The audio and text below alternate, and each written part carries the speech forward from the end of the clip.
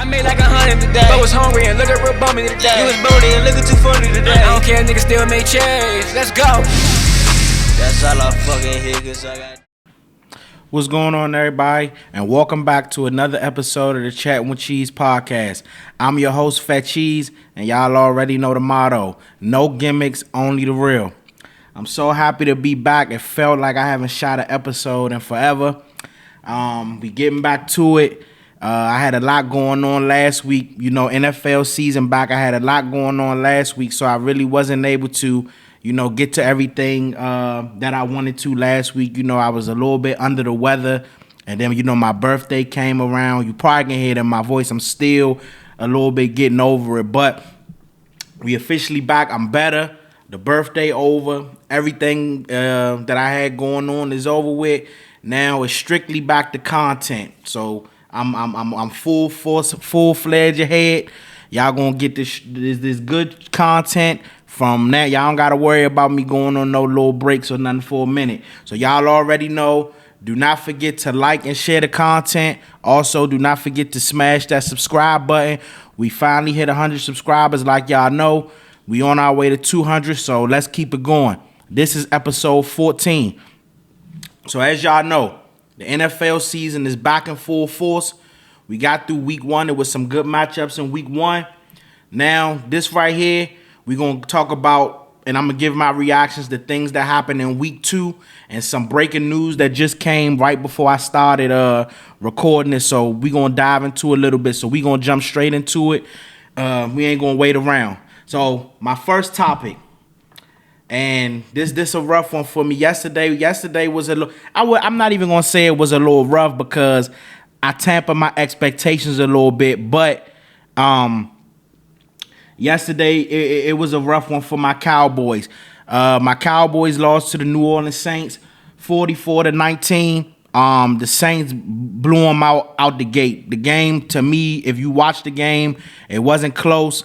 I was riding off the high horse. I don't know if a lot of y'all follow me on my other social media, but I think I told y'all on episode 13, I went to the week one game in Cleveland. They handled their business. They look like, this is the Cowboys motto. I don't know like what it is. They come out and they just look dominant, and then it's like one game out the season, they always gotta like get the doors blown off of them. So at least the one thing positive I could take out of it is at least it happened early.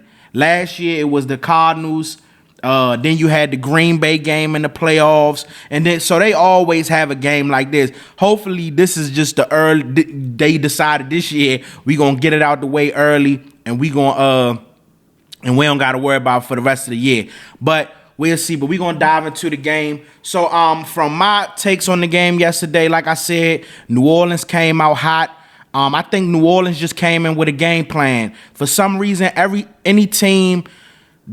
any coach that falls off of or kind of runs that same offense like Kyle Shanahan and them run in San Francisco gives the Cowboys a problem. When Green Bay did it in the playoffs last year, it blew the doors off of them. They lost to Arizona last year. Arizona runs a similar offense. They always somehow getting wrecked by the 49ers, and you seen the same thing yesterday with the Saints. I think the Saints came in with the idea saying that, we want to play smash mouth football. We not going. They got the ball first. They went straight down the field and scored. They scored on their first 6 possessions. I'm not even gonna get technical with it. Every single time they had the ball yesterday, they scored a touchdown. Alvin Kamara looked like he's rejuvenated. Derek Carr seems more comfortable in the system.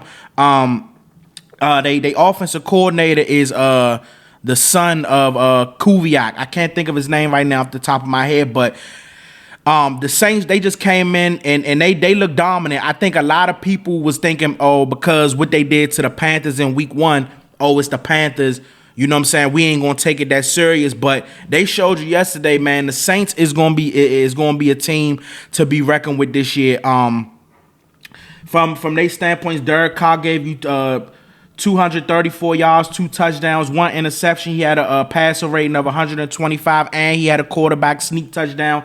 Alvin Kamara was flat out amazing yesterday. He gave you 115 yards, 3 touchdowns, 65 yards, 65 receiving yards, and 1 touchdown. He had a total of 4 touchdowns.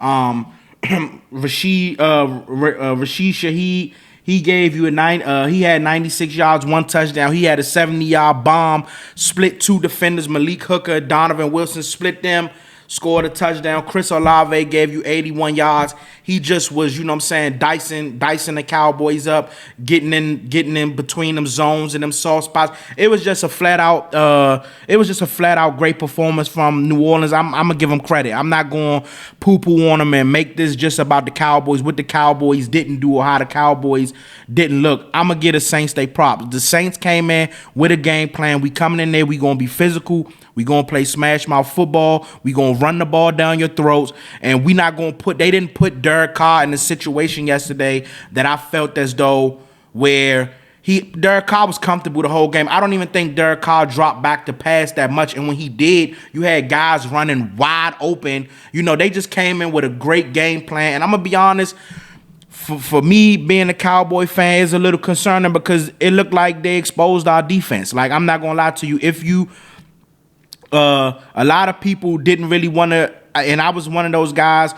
I was at the game when they played Cleveland, and don't get me wrong, Cleveland was a playoff team last year. But Deshaun Watson hasn't been that same guy that he was in Houston since he got to Cleveland. You do got Amari, then they added Jerry Jeudy, and they supposed to have a top defense, but let's just be honest.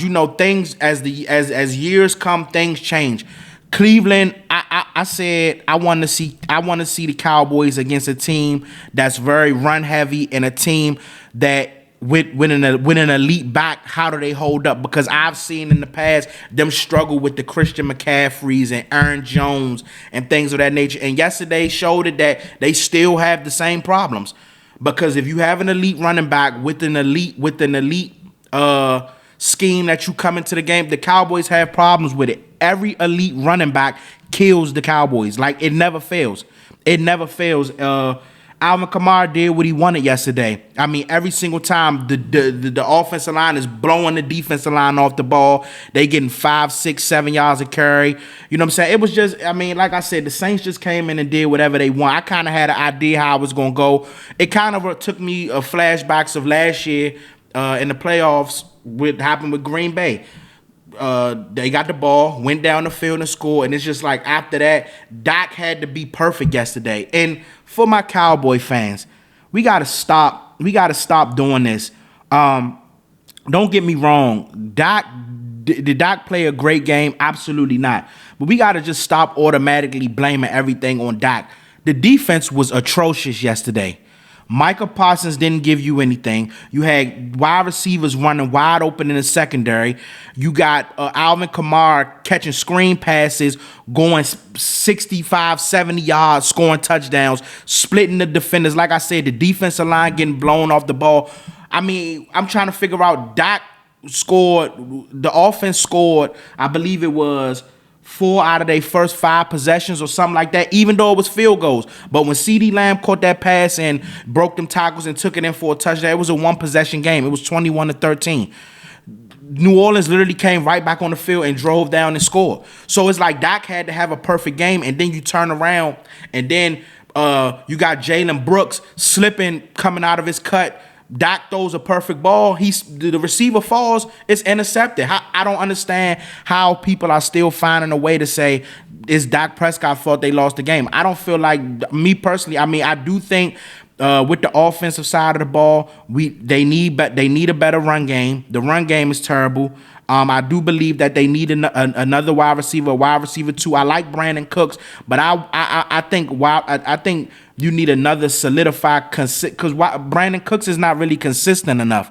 He'll give you a game where he might make some big plays, go off, but then he'll have a game like yesterday, unless Mike McCarthy just not using him right.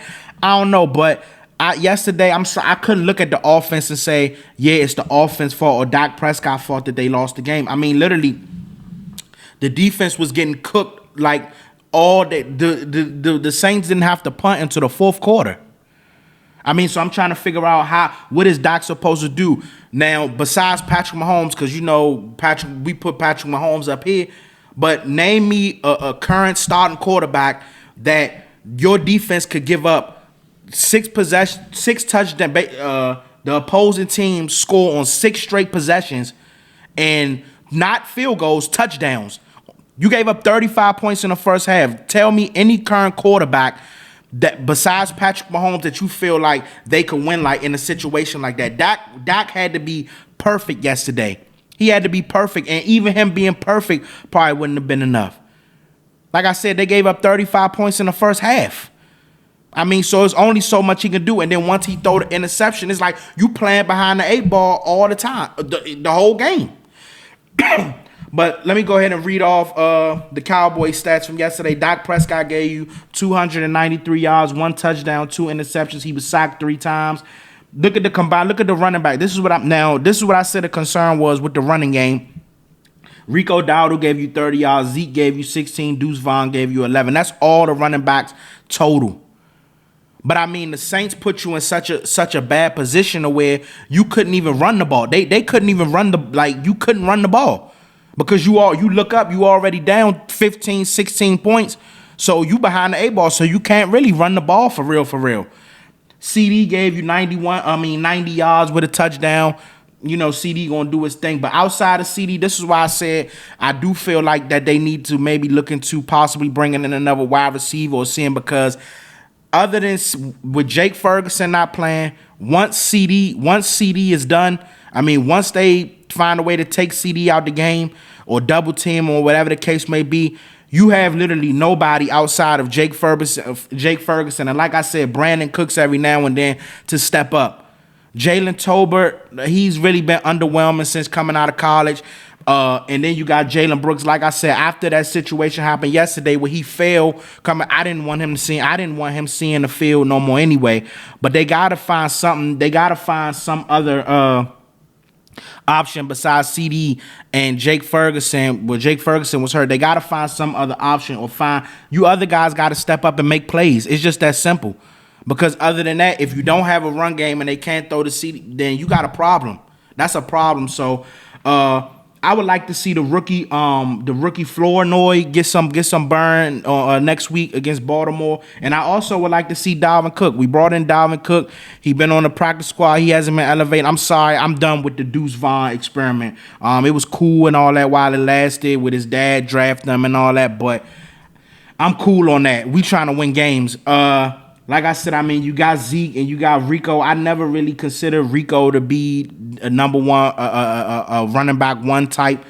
That's why I wanted them to keep Tony Pollard so bad. But I just, like I said, if I'm them, I would try to bring Dalvin Cook up and see what he got. And then, like I said, I would try the rookie Flournoy next week to see what he can give you. Because after what I seen from Jalen Brooks yesterday, I'm good on him. And I mean, Tober, I like to catch the deep. He made a nice acrobatic catch yesterday that I liked, but I got to see more. Luke Schoonmaker, for the most part, his replacement, he replaced Jake Ferguson, who was out. I like the small things I seen from Luke yesterday. He made a couple of plays, but they just got to do better. I mean, point blank period. I mean, it's no. They got their ass whipped. I mean, it's no better way that I could say it. And I mean, they got to find a way to the Cowboys got to find a way to be able to match teams' physicality and be able to stop the run. If you can't, I don't care what happens or what goes on. If you cannot stop the run, you're not winning anything. When it get into December, January, when it get cold outside, teams want to run the football. You got to be able to stop the run. If you can't stop the run, you're not winning nothing. And I'm not going to lie to you, they haven't been able to stop the run in like 5 or 6 years. They brought in Linval Joseph and they brought in Phillips. They traded for him. Man, them dudes was getting, Mozzie has been a bust since he's been there. They getting blown. I'm talking about blown off the ball. Saints had their way with him yesterday.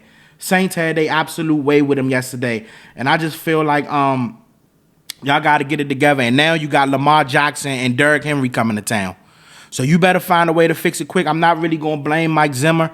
I felt like the scheme wasn't the problem. It was just the effort. Like I said, they got punched in the mouth and they didn't know how to counter. And also, Demario Overshown needs to see playing time. You can't have a guy lead you in tackles week 1 and then turn around and he only get 8 snaps the next game. Come on, man. So they got to tighten up. But shout out to the Saints. I think the Saints are for real. I think the Saints are going to have a chance to win their division. And I'm going to be honest, the Saints, if they keep playing and the way that they playing right now, the Saints is one of them teams you don't want to see late into the season or in the playoffs, especially having to go to that dome. You know, the crowd going to be rocking. The Saints look good right now. I don't take nothing from them. And you got to think they defense looked good like that yesterday without Lattimore. Without Lattimore. You know what I'm saying? So you add him, you get him back into the fold. They got Tyrann Mathieu. They got Honey Badger. They got Davis at linebacker. And then they got Cam Jordan on the line. Man, the Saints are for real. That offensive line is legit. And then, like I said, Alvin Kamara, he looked rejuvenated. He looked like he back to his old self. And then, like I said, they got weapons, man. Shaheed is a burner. He a burner, and you could tell he's somebody that him and Derek Carr is really building a rapport with each other. And you know Chris Olave, he been solid. So I like the Saints, man. I think the Saints are for real. I think the Saints definitely are for real, and they one of them teams, man. You don't want to see them. You don't want to see them. You know what I'm saying, later in the season. They already hot right now. But if they keep this momentum going, man, the Saints could be dangerous. As far as my concern level with the Cowboys, I say I'm gonna be honest with you. If I'm going off right now, I would say it's probably at about like a 6. The reason why I say that is because I'll give them the benefit of the doubt. It is week 2.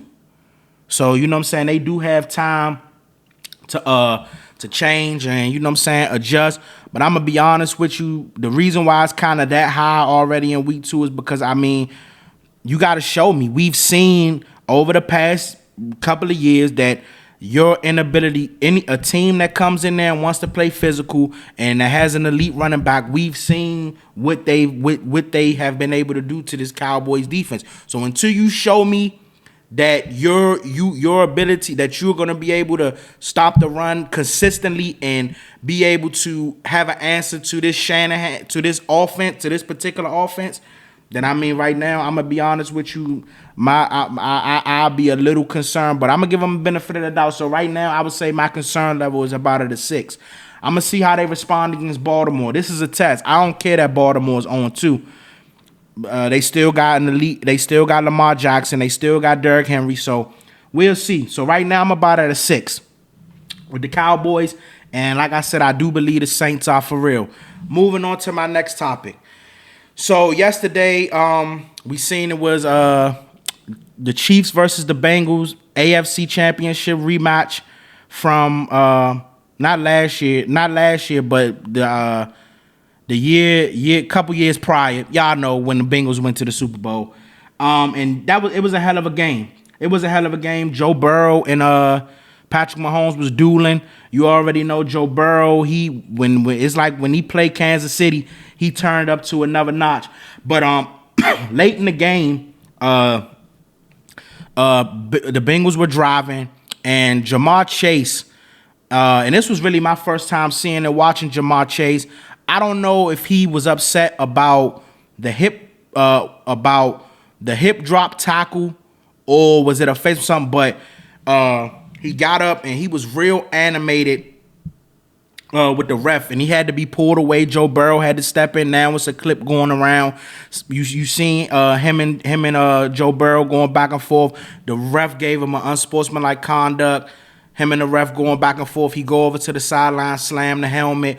The head coach, Zach Taylor, had to come over there, talk to him. So my next topic is, should the Bengals be concerned about Jamarr Chase and his outburst? And this was something that I said coming into the season. And I mean, I know a lot of people sometimes they don't like believe this, or sometimes they don't know, but I always say you never want to go into a season with a receiver unhappy about a contract. Regardless, you can say whatever you want. Jamarr Chase got 2 years left on his deal. I understand, but he's seeing Justin Jefferson getting paid. He's seeing CD just getting paid. He's seeing Ayuk just get paid. I think Waddle got paid over the summer, and Jamarr Chase is sitting back looking like, "Oh, I'm a top 5 receiver in this league." Since I've been in the league, I've been putting up record. I've been doing my thing too. You know what I'm saying? I think nobody can argue that Jamarr Chase is arguably a top 5 receiver in the league. So he looking at it like, "Oh, I understand. I got 2 years on my contract, but I outplayed it." So he disgruntled. It was some speculations that he may hold out. In week 1. He ended up playing, but he was on like a pitch count. And then he comes out this week. He doesn't really do too much.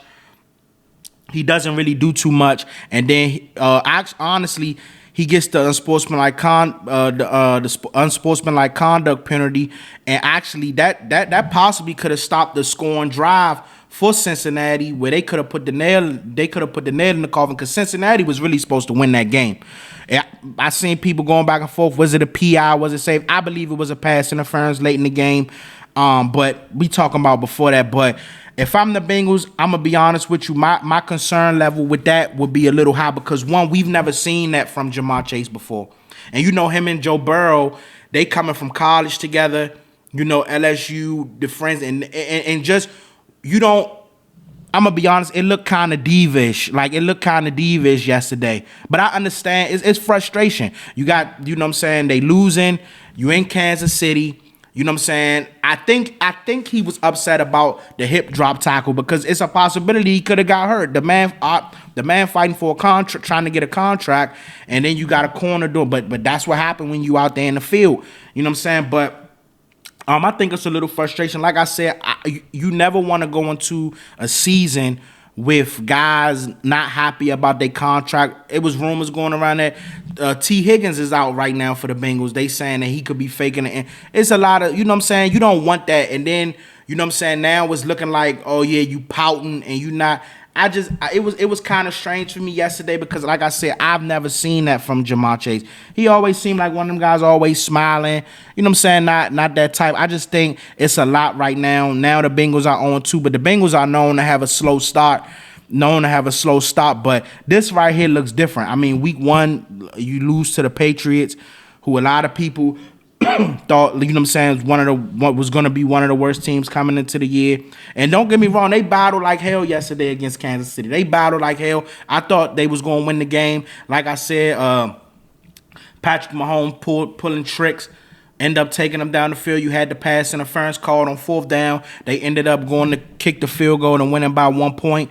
But like I said, I trust Joe Burrow, but I just think, man, when you got a disgruntled receiver, especially your best receiver, who's a top receiver in this league, he disgruntled about money, and I just think that's a lot to overcome. I hope not, but nobody can't tell me that money is not playing a factor in, you know what I'm saying, what's going on with Jamarr Chase. So I just wanted to touch on that topic a little bit. I didn't want to dive too deep into it. I just wanted to know, you know what I'm saying, I had somebody ask me and actually tell me to speak on this topic today about the Jamarr Chase situation. And like I said, hopefully they can get everything figured out. Like I said, the Bengals are a talented team. I honestly think the Bengals are the only team in the AFC that could actually compete with Kansas City.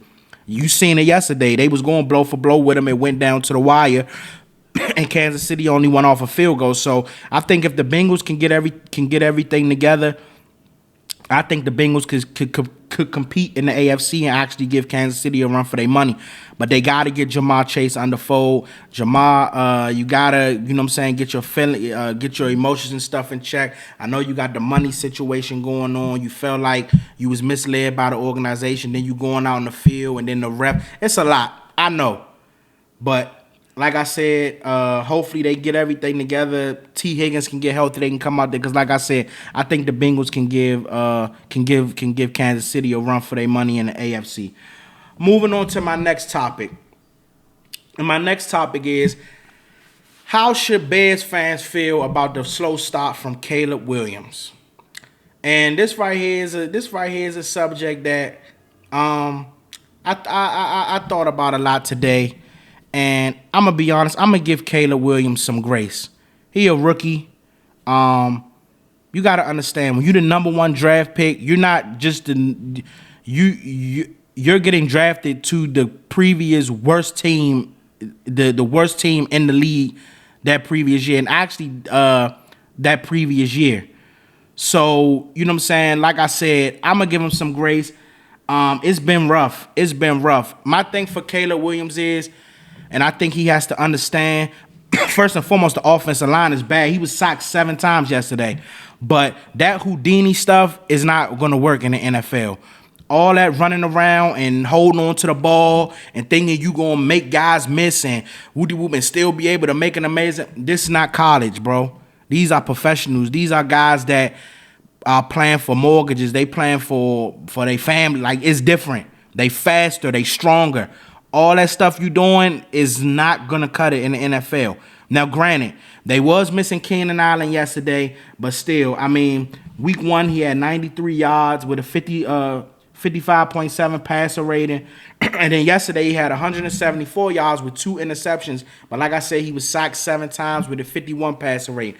I'm going to give him some time. Like I said, I like what I seen from him in the preseason. What I seen from him in the preseason, I said I felt like I seen that he could make a lot of the amazing throws off platform. You know what I'm saying? He could move it around well in the pocket, and you know what I'm saying. I see it. I mean, but like I said, he's the number 1 pick. It's a lot of pressure on him.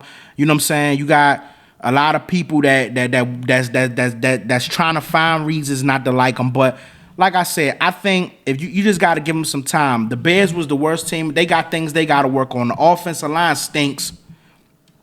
You do have DJ Moore. Like I said, Keenan Allen is injured. Like, I mean, that's kind of like new. I mean, a given at this point. But I still got faith in him. It's early.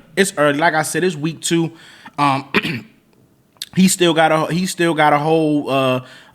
whole season ahead of him. Like I said, I was one of the guys. I picked the Bears. I admit it. I picked the Bears as my sleeper team. And I mean, they still have time to turn it around. They won week 1, not on the back of Caleb Williams, but that defense stepped up in a major way week 1, and then week 2, where they was going against Will Levis. In week 2, I mean, honestly, the game was close the whole time against the Texans. They just couldn't make the plays. They just couldn't make the plays necessary to, you know what I'm saying, take advantage. In the score only being 19-13. So the defense did what they were supposed to do. They held the Texans under 20 points with C.J. Stroud, Joe Mixon, Stephon Diggs, Tank Dell, Nico. They held them under 20 points. So the defense did what they were supposed to do. It's just the offense. I mean, kind of same as week 1. The offense just couldn't, you know what I'm saying, hitch to that wagon and, you know what I'm saying, carry him along. But I got faith in Caleb Williams, man. I think Caleb Williams will get it together. Like I said, it's been a little rough stop, but if that offensive line could just protect them, and like I said, he stopped with the Houdini act, I think Caleb Williams, I think they'll be okay. I'm not going poo-poo on them already like I know a bunch of people want to do. What I seen and I know it's just the preseason. You're not playing against, you know what I'm saying, all the starters and all that. But from what I seen in the preseason, he's capable, like I said, of making all the throws and doing everything that he's supposed. He just need, like I said, give him time in the pocket. And you know what I'm saying, he need his weapons there. Keenan Allen is somebody who I felt was going to be important for him because Keenan Allen is like that security blanket. You know, he can do everything. Line up anywhere, inside, outside, you know what I'm saying? So for Keenan Allen to be hurt, I think that was a kind of a little blow for him yesterday. But like I said, I got faith in him. I'm gonna give him some time. And we just gonna see how it goes. Now I'm gonna be honest with you. A lot of guys that I was high on, the rookies, I thought that they was gonna be. I mean, a lot of them, I'm gonna be honest, Jaden Daniels haven't really looked or how I expected them to look at the beginning. But like I said, their rookie quarterbacks getting thrown into the fight. It's a learning curve. Everybody not going to come. You got to remember, Patrick Mahomes sat for an entire year. You know what I'm saying? So it's like, it's a learning curve. You got to go through that learning curve. Look at Jordan Love. Jordan Love sat for 3-4 years. You know what I'm saying? So it's that learning curve. These guys are getting thrown into the fire with the worst teams from the previous year. So I'm gonna give Caleb some grace, man. I'm gonna give him some grace, and I'm gonna give him some time, and I'm gonna see how he progresses through the season.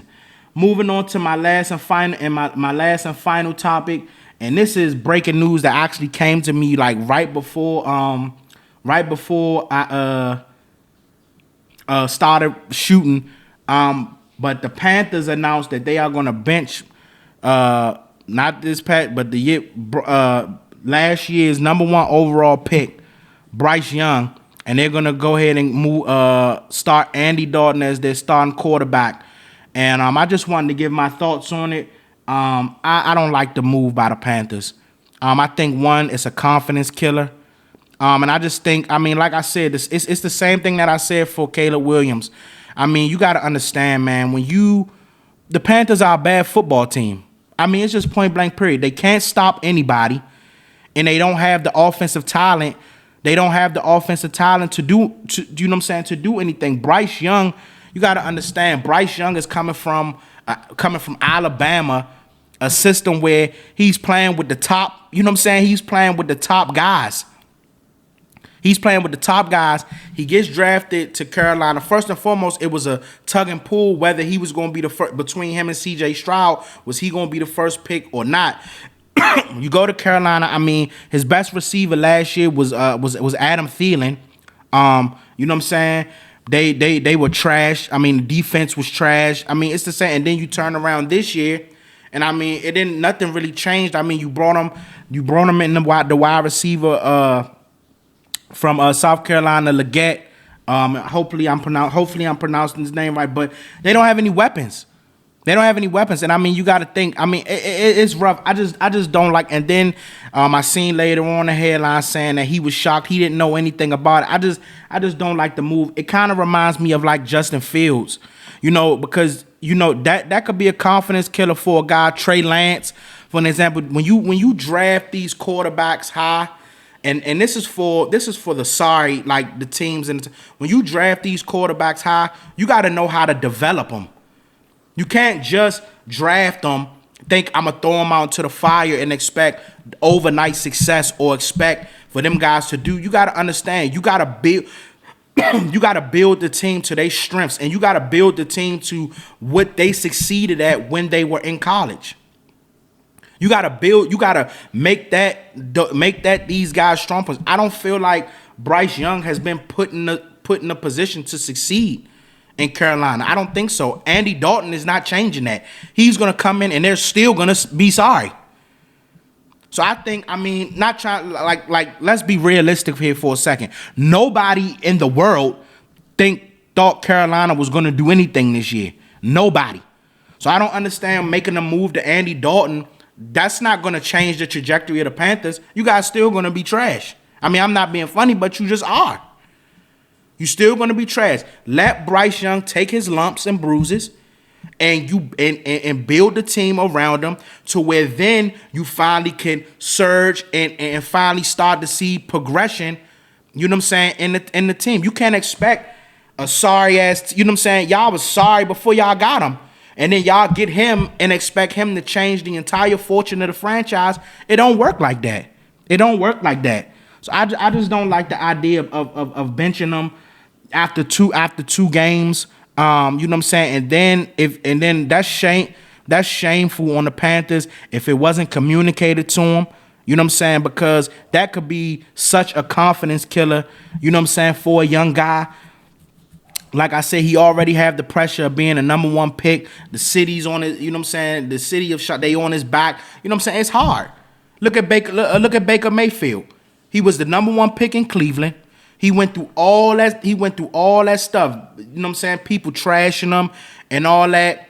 And he ended up leaving from Cleveland. Now look at him in Tampa Bay. He's thriving because it's not overnight. You got to know how to develop these guys. You got to know how to coach these guys to success. Like I said, you got to just look at guys. Like I said, Jordan Love. Jordan Love sat behind Aaron Rodgers for 3 or 4 years, whatever the case may be. Patrick Mahomes sat behind Alex Smith. Look at LaFleur. Look at Andy Reid. These guys know how to develop quarterbacks. You got to know how to develop your talent. You can't expect a guy to come in Because he went to Alabama. He won at Alabama. Alabama is a freight train. You can't expect him to come from Alabama and then come to Carolina, the worst team in the NFL, and all of a sudden just make drastic changes or help, you know what I'm saying, change it overnight. It take time. I just don't agree with it. And I mean, we've seen, I mean, like I said, I'm just trying to figure out, what do you feel like Andy Dalton is going to come in and change? He's not going to change anything. We know what Andy Dalton is. We've seen Andy Dalton multiple times. I'm trying to figure out, what do you think Andy Dalton is going to come in and do that's going to change the trajectory of Carolina? Nobody picking Carolina to do anything. 9 times out of 10, y'all going to have the first draft pick, the first overall pick again. So I just don't like the move, man. I think they should have stuck it out with Bryce, and I hope this not a confidence killer for him. I hope this not, you know what I'm saying, something that, you know what I'm saying, hinders him, or, you know what I'm saying, just make him think that he ain't, you know, like I said, we seen the type of player that he was in Alabama. We know he has all the capabilities, all the talents. We just gotta wait and see what happens. But I'm not a fan of the move. But it's the NFL, it's the business, so I guess we just gotta wait and see what happens. So that's it for today. I appreciate, like I said, all my supporters who've been rocking with me so far on this podcast journey. Do not forget to like and share the content. Also, do not forget to subscribe to the YouTube channel. I appreciate y'all. Y'all already know the motto: no gimmicks, only the real. I see y'all next time.